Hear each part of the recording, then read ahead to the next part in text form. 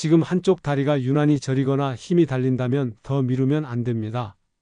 저는 30년간 뇌혈관 위험 신호를 연구해 온 박사 이도현입니다.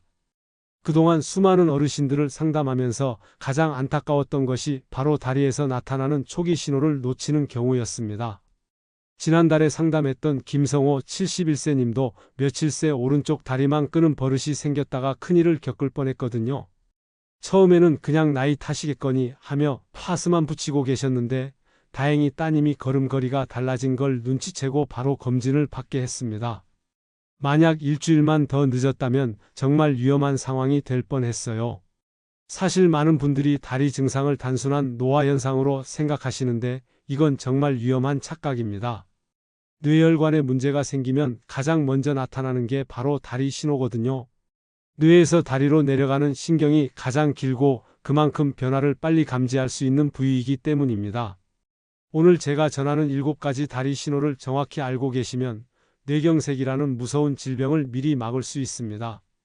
반대로 이 신호들을 놓치면 몇 주 안에 회복 기회를 완전히 잃을 수도 있어요. 실제로 뇌경색 환자의 85%가 발병 전 2주 동안 다리에서 뚜렷한 변화를 경험했다는 연구 결과가 있을 정도입니다.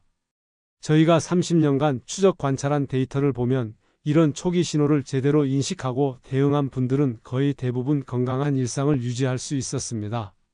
하지만 그냥 넘어간 경우에는 안타깝게도 돌이킬 수 없는 결과를 맞게 되는 경우가 많았어요. 특히 요즘 같은 환절기에는 혈관이 더 민감하게 반응하기 때문에 평소보다 더 주의 깊게 살펴봐야 합니다. 기온이 급격히 변할 때 혈압이 불안정해지면서 뇌혈관에 부담이 가중되거든요. 그래서 오늘은 여러분이 집에서도 쉽게 확인할 수 있는 구체적인 방법들을 하나씩 자세히 설명해 드릴 예정입니다. 이 중에서 하나라도 해당된다면 절대 그냥 넘기시면 안 됩니다. 최근에 비슷한 신호 느끼신 분 계신가요? 댓글로 알려주시면 더 구체적인 조언을 드릴 수 있을 것 같습니다. 제가 현장에서 가장 안타깝게 본 경우가 있습니다. 박정자 72세 어르신은 며칠 전부터 왼쪽 다리가 저리고 힘이 빠졌는데 그냥 나이 탓이겠거니 하고 파스만 붙이셨습니다. 가족들도 어머니가 평소 여기저기 아프다고 하시니까 이번에도 별거 아니겠거니 하고 넘어갔어요. 하지만 일주일 후 갑자기 쓰러지셔서 응급실로 가게 됐고 이미 뇌혈관이 완전히 막힌 상태였습니다. 결국 반신마비가 남으셔서 지금도 휠체어 생활을 하고 계세요. 만약 처음 다리 증상이 나타났을 때 바로 검사를 받으셨다면 충분히 예방할 수 있었던 상황이었거든요. 반대로 김상호 70세 어르신은 정말 다행스러운 경우였습니다. 평소와 달리 계단을 오를 때 오른쪽 다리에만 힘이 안 들어가고 걸을 때 발끝을 자꾸 끄는 모습을 따님이 눈치채셨어요. 처음에는 아버님이 괜찮다고 하셨지만 따님이 강하게 권해서 검진을 받게 됐습니다. 검사 결과 뇌혈관이 70% 정도 좁아진 상태였는데 다행히 조기 발견이어서 적절한 치료를 받고 완전히 회복하셨어요. 지금도 건강하게 등산도 다니시고 계시거든요. 이렇게 같은 증상이라도 대응하는 시점에 따라 결과가 완전히 달라집니다. 이런 사례들을 보면서 제가 늘 강조하는 게 있습니다. 우리 몸이 보내는 신호는 절대 우연이 아니라는 것이에요. 특히 뇌혈관과 관련된 신호는 정말 정확합니다. 문제는 많은 분들이 이 신호를 무시하거나 잘못 해석한다는 거예요. 혹시 아직 구독과 좋아요를 누르지 않으셨다면 지금 바로 눌러주세요. 이 채널은 여러분의 건강한 노년을 응원합니다. 이런 중요한 정보를 더 많은 분들이 알 수 있도록 구독과 좋아요로 응원해 주세요. 오늘 이 영상에서 말씀드릴 내용은 여러분의 뇌혈관 관리 방식을 완전히 바꿀 수 있는 중요한 지혜입니다. 끝까지 보시면 왜 지금 당장 여러분의 작은 습관을 바꿔야 하는지 분명하게 깨닫게 되실 겁니다. 특히 마지막에 나올 가족 관찰법을 모르시면 아무리 본인이 주의해도 놓칠 수 있는 중요한 신호들이 있어요. 실제로 환자 본인보다 가족이 먼저 알아차리는 경우가 더 많거든요. 이 이야기를 끝까지 듣고 실천하셔야만 진정한 변화를 경험할 수 있습니다. 끝까지 보지 않으시면 가장 중요한 실천법을 놓치게 됩니다. 뒤에 나올 자가 체크 방법들을 모르시면 지금까지 말씀드린 내용들이 의미 없어질 수 있어요.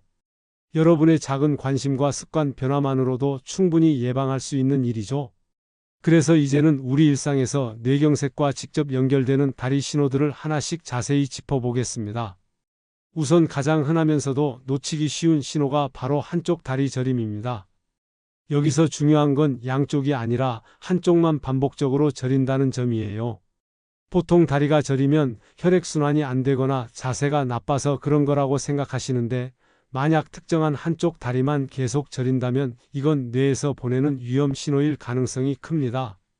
대한신경학회에서 5년간 조사한 결과를 보면 뇌경색 환자의 65%가 발병 전 2주 동안 특정 다리에 국소적인 저림을 경험했다고 나와 있어요.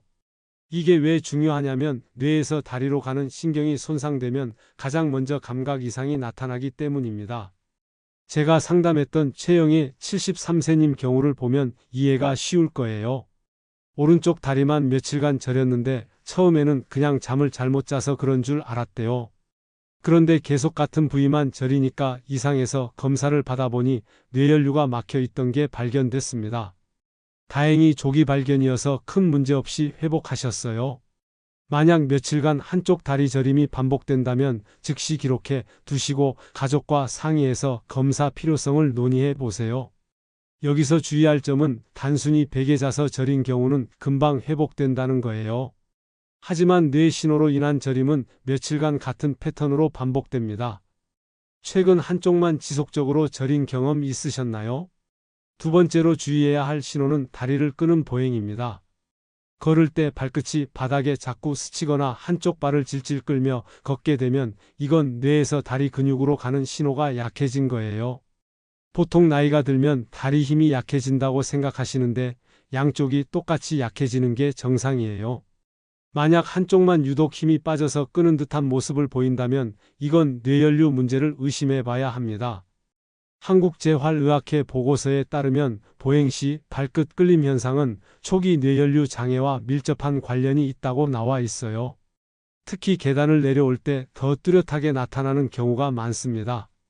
김은수 69세님은 가족이 아버지가 요즘 발을 자꾸 끄신다는 걸 눈치채서 조기 치료를 받을 수 있었어요. 본인은 별로 못 느꼈는데 뒤에서 지켜본 가족 눈에는 확연히 달라 보였다고 하더라고요. 이런 증상을 확인하는 간단한 방법이 있어요. 신발 뒷굽이 한쪽만 유난히 닿는지 확인해 보세요. 발을 끌면서 걸으면 당연히 그쪽 뒷굽이 더 많이 닳게 됩니다. 다만 여기서 주의할 점은 척추나 관절 문제와 혼동하기 쉽다는 거예요. 하지만 뇌 문제로 인한 보행 장애는 갑자기 시작되는 경우가 많고 다른 신경학적 증상과 함께 나타나는 경우가 많습니다. 가족 중에 요즘 걸을 때 다리를 끄는 분 계신가요? 세 번째는 보행 불안정입니다. 걸을 때 휘청거리거나 균형을 잡기 어려워진다면 뇌의 균형 중추에 이상이 생겼을 수 있어요. 보통 어지러움과 함께 나타나는 경우가 많은데 이건 단순한 노화 현상이 아니라 뇌혈류 장애의 신호일 수 있습니다. 일본 노인병학회에서 10년간 추적 연구한 결과를 보면 갑작스러운 보행 불안정이 뇌혈류 장애의 첫 번째 증상일 수 있다는 게 확인됐어요. 특히 멀쩡하던 사람이 갑자기 걸음이 불안정해진다면 더욱 주의해야 합니다. 오동현 75세님은 평소 건강하셨는데 어느 날부터 갑자기 균형이 흐트러지며 자꾸 넘어지는 일이 늘어났어요. 처음에는 다리 힘이 약해져서 그런 줄 알았는데 검사를 받아보니 손의 부위 혈류에 문제가 있었습니다. 조기에 발견해서 적절한 치료를 받고 지금은 완전히 회복하셨어요. 집에서 간단히 확인할 수 있는 방법이 있습니다. 일직선 걷기를 10걸음 정도 해보세요. 발자국이 일정한 간격으로 일직선상에 놓이는지 확인해 보시면 됩니다. 만약 휘청거리면서 발자국이 지그재그로 나온다면 균형 감각에 문제가 있을 수 있어요. 여기서 주의할 점은 단순 근력 저하와는 다르다는 거예요. 근력이 약해지는 건 서서히 진행되지만 뇌 문제로 인한 균형 장애는 갑자기 시작되는 경우가 많습니다. 혹시 평소보다 걸음이 불안정해지신 적 있으신가요? 네 번째는 잦은 걸림과 실족입니다. 문턱에 자꾸 걸리거나 계단에서 실족하는 일이 늘어난다면 이건 발의 위치 감각이 저하됐다는 신호예요. 뇌에서 발의 정확한 위치를 파악하는 능력이 떨어지면서 나타나는 현상입니다. 미국 메이오 클리닉에서 실시한 대규모 연구에 따르면 발의 위치 감각 저하는 뇌경색의 전조 증상일 수 있다고 나와 있어요. 특히 어둠 속에서 더 심하게 나타나는 경우가 많습니다. 정미라 70세님은 한쪽 발만 자꾸 걸려 넘어지는 일이 반복됐어요. 처음에는 신발이 불편해서 그런 줄 알았는데 신발을 바꿔도 계속 같은 증상이 나타났습니다. 결국 검사를 받아보니 뇌 허혈 상태가 확인됐고 조기 치료로 지금은 건강하게 지내고 계세요. 이런 증상이 있으시면 가족에게 걸음걸이를 뒤에서 지켜봐 달라고 부탁해 보세요. 본인은 잘 못 느끼지만 다른 사람 눈에는 확연히 달라 보이는 경우가 많거든요. 다만 신발 문제나 시력 문제와는 구별이 필요해요. 뇌 문제로 인한 실족은 특정 부위에서 반복적으로 나타나고 의식적으로 주위에도 계속 발생하는 특징이 있습니다. 요즘 자꾸 발이 걸려 넘어지신 적 있으신가요? 5번째는 한쪽 다리 힘 빠짐입니다. 의자에서 일어날 때나 계단을 오를 때 특정 다리만 힘이 달린다면 주의해야 해요. 양쪽 다리가 똑같이 약해지는 게 정상적인 노화 과정인데 한쪽만 유독 힘이 빠진다면 뇌에서 그쪽 다리로 가는 운동 신호에 문제가 있을 수 있습니다.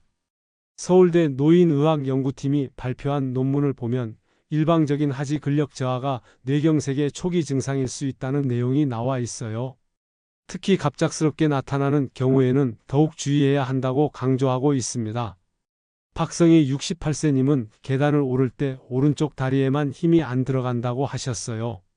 처음에는 무릎 관절이 안 좋아서 그런 줄 알았는데 관절 검사는 정상이었고 뇌 검사에서 혈류 저하가 발견됐습니다.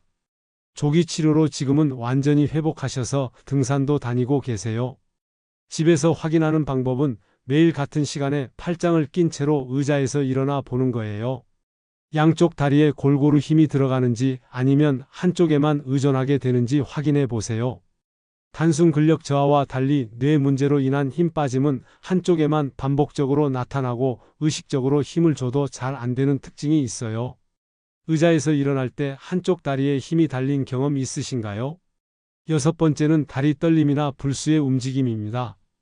특별한 이유 없이 다리가 떨리거나 본인 의지와 상관없이 움직인다면 뇌 신호 이상을 의심해 봐야 해요.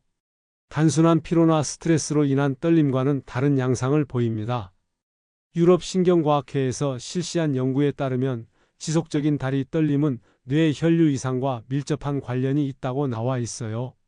특히 안정 시에도 계속되는 떨림은 더욱 주의해야 한다고 강조하고 있습니다.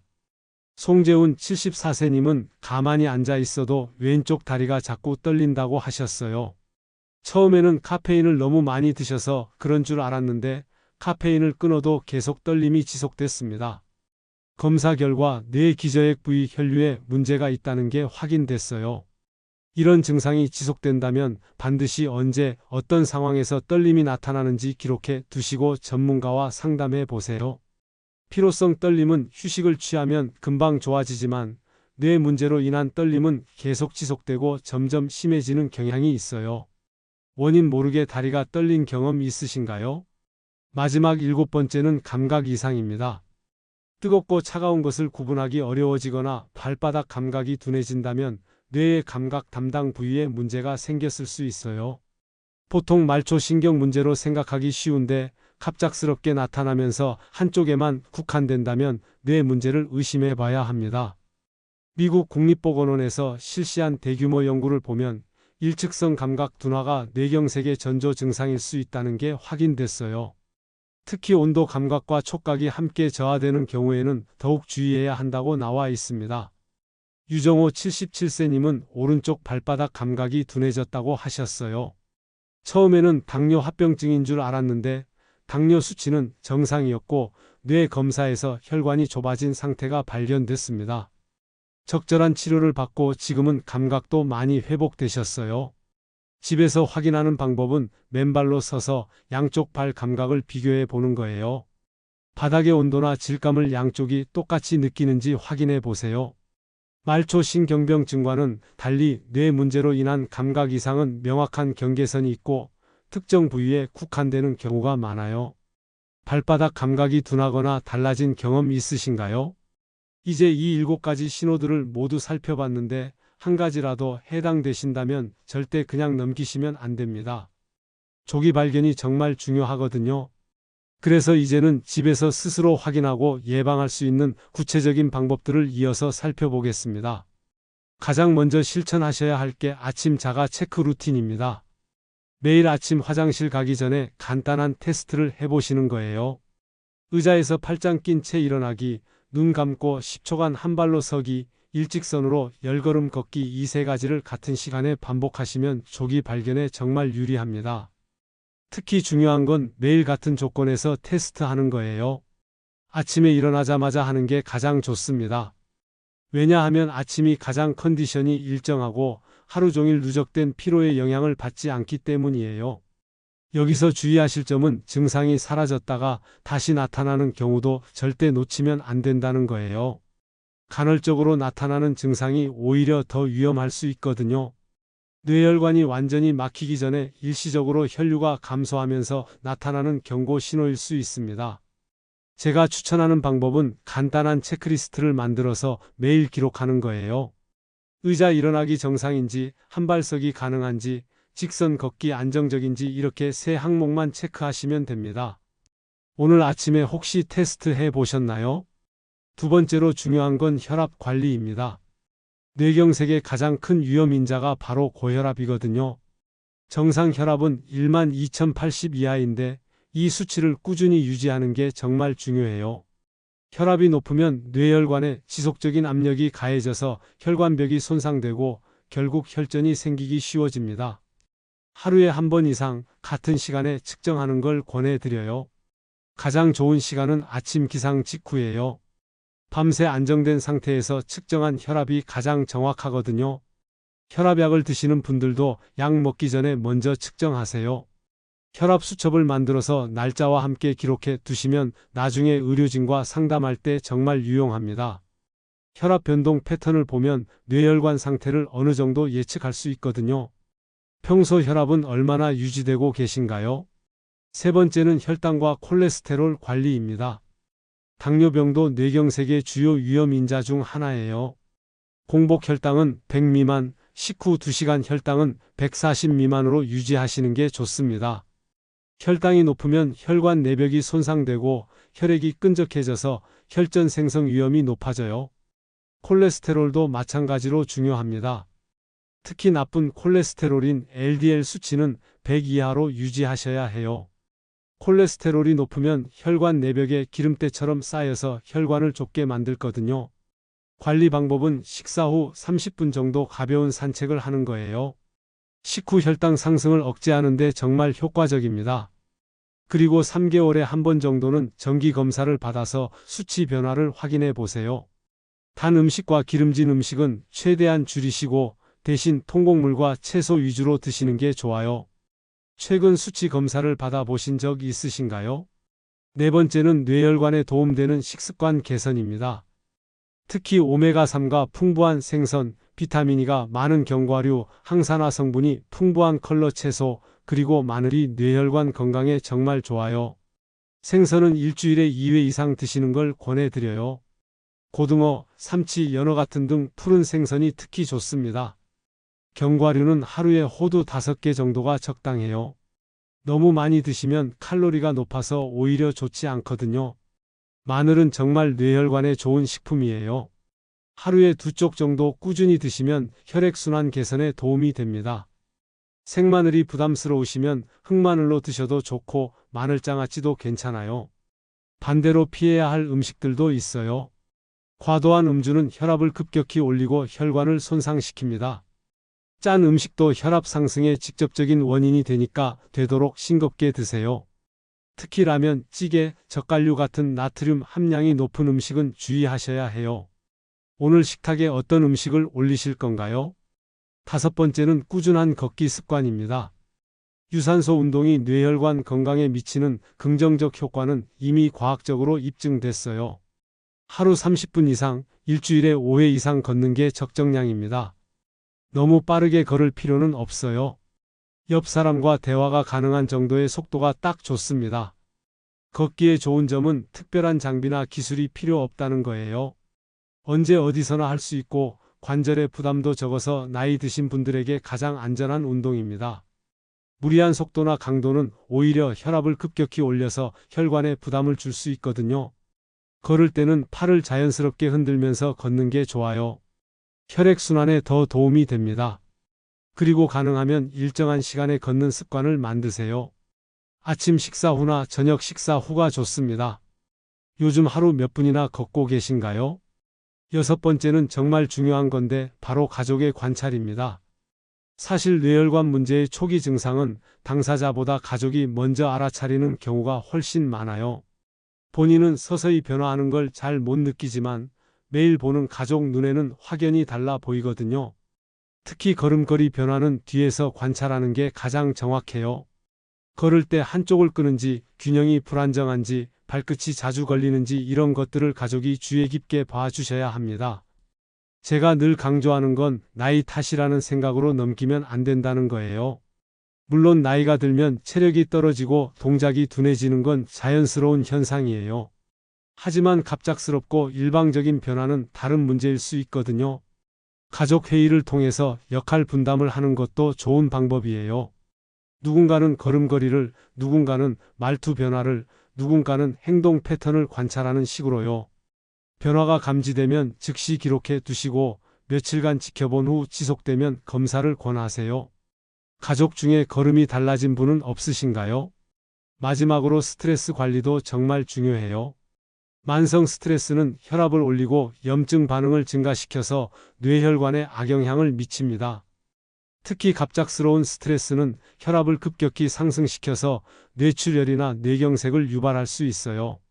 스트레스 관리 방법으로는 규칙적인 생활 패턴 유지, 충분한 수면, 가벼운 취미 활동, 가족과의 대화 시간 늘리기 등이 있어요. 특히 수면은 뇌 건강에 직접적인 영향을 미치니까 하루 7-8시간 정도는 충분히 주무세요. 명상이나 깊은 호흡도 스트레스 해소에 도움이 됩니다. 복잡한 기법을 배울 필요는 없고 하루 10분 정도만 조용한 곳에서 천천히 호흡하는 시간을 가져보세요. 이제 마지막으로 오늘 내용을 정리하고 여러분이 가장 중요하게 기억하셔야 할 실천 포인트를 짚어드리겠습니다. 오늘은 뇌경색을 미리 알려주는 다리 신호 7가지와 예방을 위한 생활 실천법을 자세히 살펴봤습니다. 한쪽 다리 저림, 다리를 끄는 보행, 보행 불안정, 잦은 걸림과 실족, 한쪽 다리 힘 빠짐, 다리 떨림, 그리고 감각 이상까지 이 7가지 신호를 정확히 알고 계시면 큰 위험을 미리 막을 수 있습니다. 많은 분들이 가지고 계신 잘못된 상식이 바로 나이가 들면 다리가 불편해지는 게 당연하다는 생각이에요. 물론 어느 정도 체력 저하는 자연스러운 현상이지만 갑작스럽고 일방적인 변화는 전혀 다른 문제입니다. 이런 신호들을 그냥 나이 탓으로 넘기면 정말 돌이킬 수 없는 위험을 맞게 될 수 있어요. 실제로 제가 30년간 현장에서 본 사례들을 보면 초기 신호를 무시한 분들은 안타깝게도 반신마비나 언어장애 같은 심각한 후유증을 겪게 되는 경우가 많았습니다. 한번 뇌세포가 손상되면 완전한 회복이 정말 어렵거든요. 특히 골든타임인 처음 6시간을 놓치면 치료 효과가 현저히 떨어집니다. 반대로 작은 변화를 놓치지 않고 조기에 대응한 분들은 거의 대부분 건강한 일상을 완전히 회복할 수 있었어요. 뇌경색도 결국 예방이 가능한 질병입니다. 조기 발견과 적절한 관리만 있으면 충분히 막을 수 있어요. 오늘 말씀드린 혈압 관리, 혈당 관리, 올바른 식습관, 꾸준한 걷기, 그리고 가족의 세심한 관찰 이 5가지만 실천하셔도 뇌경색 위험을 80% 이상 줄일 수 있다는 연구 결과가 있습니다. 특히 가족의 역할이 정말 중요해요. 본인은 못 느끼는 변화를 가족이 먼저 알아차리는 경우가 대부분이거든요. 서로를 지켜보고 챙기는 가족 문화가 생명을 살릴 수 있습니다. 무서운 후유증으로 고생하는 대신 건강한 일상을 지키는 길은 바로 지금부터 시작되는 작은 관심과 실천입니다. 뇌경색은 갑자기 오는 것 같지만 사실은 몇 주, 몇 달에 걸쳐서 신호를 보내거든요. 그 신호를 놓치지 않는 게 핵심이에요. 오늘 당장 실천할 수 있는 한 가지를 말씀드리면 매일 아침 화장실 가기 전에 의자에서 팔짱 낀 채 일어나기와 눈 감고 10초간 한 발로 서기 테스트를 꾸준히 기록하는 것입니다. 정말 간단하지만 조기 발견에는 가장 효과적인 방법이에요. 체크리스트를 하나 만드셔서 매일 아침 체크해 보세요. 의자 일어나기 정상인지, 한 발 서기 10초 가능한지, 걸을 때 균형 잡히는지 이 세 가지만 확인하시면 됩니다. 변화가 감지되면 절대 그냥 넘기지 마시고 가족과 상의해서 검사를 받아보세요. 그리고 가족끼리는 서로의 걸음걸이를 주의 깊게 관찰해 주세요. 뒤에서 보는 걸음걸이가 가장 정확해요. 한쪽을 끄는지, 휘청거리는지, 발끝이 자주 걸리는지 이런 변화들을 놓치지 마세요. 혈압약을 드시는 분들도 약에만 의존하지 마시고 생활 습관 개선을 병행하셔야 해요.